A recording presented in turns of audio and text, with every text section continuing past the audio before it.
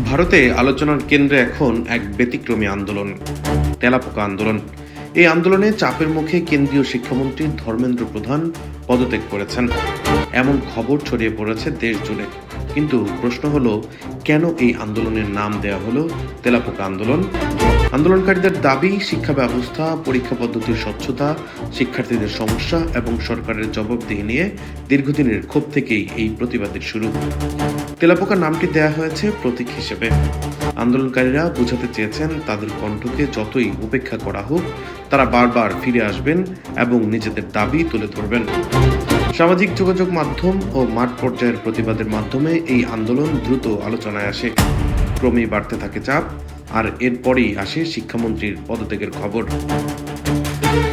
ভারত জুড়ে ছড়িয়ে পড়া তেলাপোকা আন্দোলনের এই অধ্যায়কেই ভারতের শিক্ষা বা রাজনীতিতে নতুন মোড় আনবে, নাকি সময়ের সঙ্গে মিলিয়ে যাবে এই প্রতিবাদের ঢেউ? উত্তর দেবে ভবিষ্যৎ। ডেস্ক রিপোর্ট, দৈনিক ডেস্টিনি।